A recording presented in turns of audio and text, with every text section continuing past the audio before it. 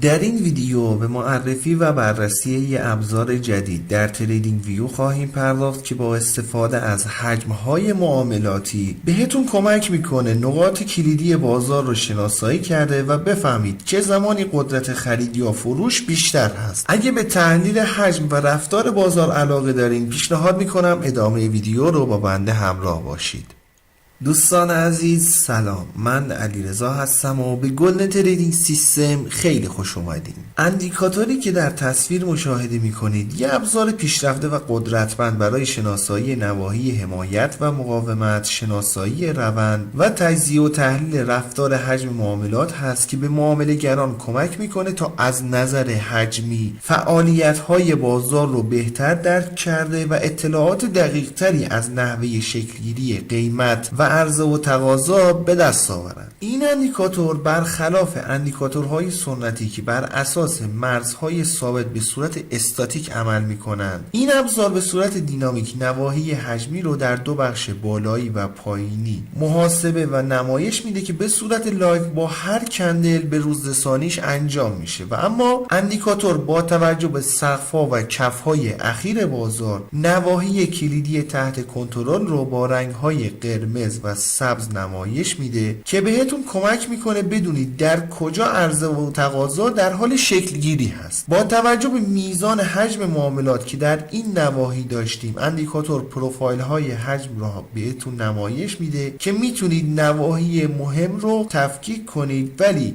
دو ناحیه، یکی در بالا و یکی در پایین، با رنگ سفید نمایش داده میشه. در این نواحی نسبت به مابقی نواحی حجم معاملات بیشتری رو داشتیم و در صورتی که قیمت به این نواحی برسه امکان واکنش قیمت بیشتر خواهد بود. یه خط روند بر روی چارت داریم مشاهده میکنیم که دید خوبی از تعادل بازار رو ارائه میده که بر اساس میانگین قیمت‌های POC محاسبه میشه. علاوه بر این که این خط داره جهت روند فعلی بازار رو نمایش میده، یه استراتژی هم میتونید باش داشته باشین که هنگام برگشت قیمت به این خط در صورتی که قیمت به نواحی برخورد داشته باشه و جهت روند فعلی هم این موضوع رو تایید کنه، میتونید ازش برای ورود به معامله در جهت روند استفاده کنید. دو تا لیبل در بالا و پایین نواحی به رنگ‌های سبز و قرمز نمایش داده میشه که مجموع حجم معاملاتی کندل‌های صعودی یا نزولی رو در این نواحی نشون میده. این لیبل ها بینشی بصری از اینکه چه گروهی کنترل مناطق رو در دست دارن ارائه میده و بهتون کمک میکنه تا نواحی نامتعادل عرضه و تقاضا رو شناسایی کنید. در نهایت یه سری لیبل هم در سمت راست نواحی داریم مشاهده میکنیم که تقریبا اطلاعات بیشتری رو در اختیارمون قرار میده. 1% خرید رو داریم، 1% فروش و درصد کلی. درصد کلی که حجم معاملاتی رو در ناحیه بهمون نمایش میده، ولی درصد خرید درصد حجمی که مربوط به خرید بوده رو نشون میده. در فروش بالعکس درصد حجمی که مربوط به فروش بوده رو نشون میده. حالا از این اطلاعات میتونید برای شناسایی مناطق عرضه و تقاضای قوی استفاده کنید که در صورتی که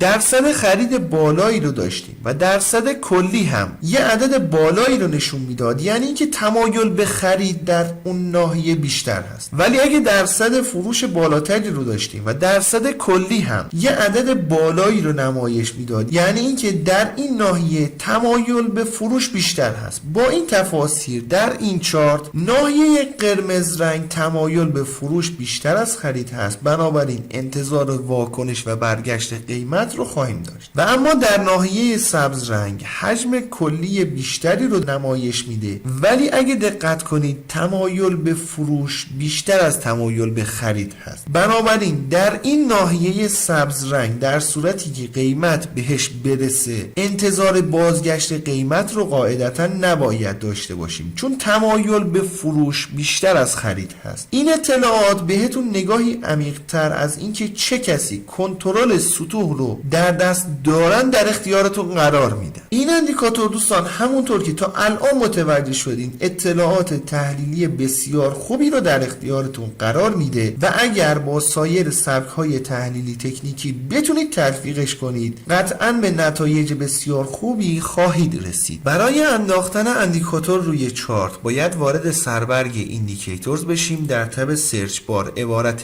والیوم رنج پروفایل ویت فیر ولیو رو وارد کنیم. این اندیکاتور هست که توسط زایرمن طراحی شده. بسیار خوب، اجازه بدین گریز کوتاهی هم به قسمت تنظیمات اندیکاتور داشته باشیم. گزینه لوک بک پریود بازه زمانی برای شناسایی سقف‌ها و کف‌ها رو تعیین می‌کنید. اعداد بالاتر نواحی هموارتری رو ارائه میده. اعداد پایین‌تر نواحی با واکنش پذیری بیشتری نسبت به نوسانات قیمت رو ارائه میده. گزینه بعدی در تعیین عرض نواحی مؤثر هست. اعداد بالاتر نواحی با عرض بیشتری رو بهتون نمایش میده. اعداد پایین‌تر عرض نواحی محدودتری رو نمایش خواهد داد. و در نهایت این گزینه تعداد پروفایل های حجمی که در هر منطقه قصد دارین بهتون نمایش بده رو تعیین میکنید. اعداد بالاتر جزئیات بیشتری رو بهتون نمایش میده و اعداد پایین‌تر هم تعداد کمتری رو در نظر خواهد گرفت. انشالله که براتون مفید باشه. رو قله میبینم دوست من.